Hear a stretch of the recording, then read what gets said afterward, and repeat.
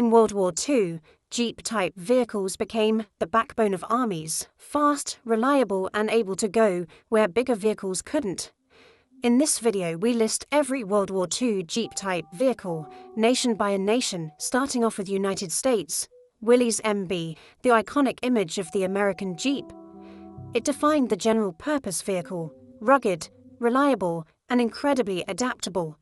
A true symbol of Allied mobility and ingenuity during the war. Up next, Ford GPW, nearly identical to the Willys MB. Ford built these using Willys blueprints. They ramped up production fast, ensuring the Allied forces had the massive volume they desperately needed for global conflict. Up next, Ford GP. This was one of the early proto-Jeeps. GP stood for Government Project, or possibly General Purpose. It featured that recognizable flat hood, but it was quickly phased out when the final MB design was standardized. Bantam BRC-40, the original pioneer. Bantam designed the first vehicle to meet the Army's stringent requirements. Though Willys ultimately won the major contract, Bantam still produced thousands of these robust little vehicles. Now this is the Willys MA, the direct ancestor to the MB. This was the initial Willys submission. It had a column gearshift and a simpler single-gauge cluster. Most MA models were sent straight overseas for testing and battlefield trials. Continuing with United Kingdom, Standard Light Utility, commonly nicknamed the Tilly, was Britain's closest equivalent to the Jeep in World War II. Like the Jeep, it was a compact, versatile vehicle used for transport, liaison, and light cargo duties across all fronts. Moving on to Germany, Volkswagen Kübelwagen. Germany's answer to the light utility vehicle. Extremely lightweight and simple, it utilized a rear-mounted, air-cooled engine. Superb off-road performance. Especially valuable in the deep sands of North Africa. Volkswagen Schwimmwagen, the famous floating Volkswagen. This was an ingenious amphibious utility vehicle. It featured a screw propeller that simply folded down for water use. Truly versatile. A remarkable piece of German engineering. Stoer R200, a German heavy four-wheel drive utility car. It was part of the standard troop and equipment transport roster. It featured independent suspension on all four wheels. A solid but complex design for battlefield repair. Hawk 901, another powerful standardized German transport vehicle, known for its distinctive boxy and angular appearance.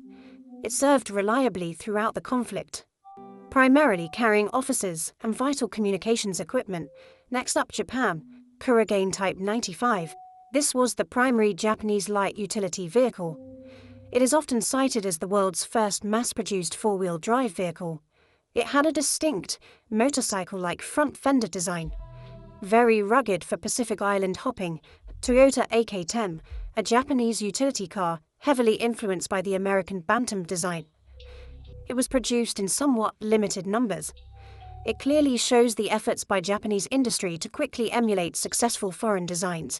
Continuing with France, WWII, a French light reconnaissance vehicle. It was distinctive due to its unique six-wheeled configuration, produced before the 1940 fall of France. Many were captured and immediately repurposed by the German army. WWII-V15, a slightly heavier and larger French military utility vehicle compared to the V10, used mainly for towing small artillery pieces. This was another unique design quickly co-opted for service under the Axis banner after the occupation.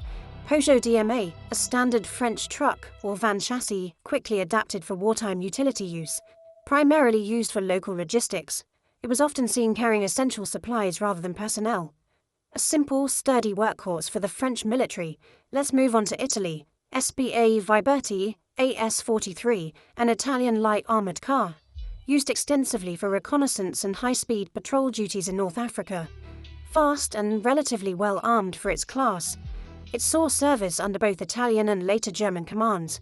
SPA TL-37, an Italian light artillery tractor, distinguished by its four massive wheels and very high ground clearance. Designed specifically for hauling large guns across the rough, difficult terrain of the desert. Now let's look at Czechoslovakia. Tatra 57K, a Czech light utility car. It was essentially a robust military version of a successful civilian car line. Manufactured in Czechoslovakia after the nation was absorbed into the German war machine. Used often for liaison work. Praga AV, another reliable utility vehicle originating from Czechoslovakia. It was used extensively by the Axis for light transport duties. This vehicle represents the broader use of occupied nations' industrial output to supply the German war effort, continuing with Canada, Chevrolet patterned light utility, and Australian and Commonwealth design. Built on a standardized GM platform, highly adaptable and relatively easy to maintain in harsh environments, these vehicles served extensively across the Pacific and Middle East theaters. And our last category is Soviet Union, GAZ-64, the Soviet Union's first indigenous Jeep equivalent, designed incredibly rapidly under wartime pressure. It suffered from a very narrow track width. This made it quite prone to tipping on uneven ground. GAZ-67, a significant improvement over the previous GAZ model. Soviet designers fixed the critical stability issues by greatly widening the wheel track. This became the standard Soviet utility vehicle for the latter half of the war. Up next, GAZ-67B, a further refinement of the reliable GAZ-67 chassis. Minor tweaks to the body and the engine improved overall performance and reliability. This version continued reliable service long after the war concluded.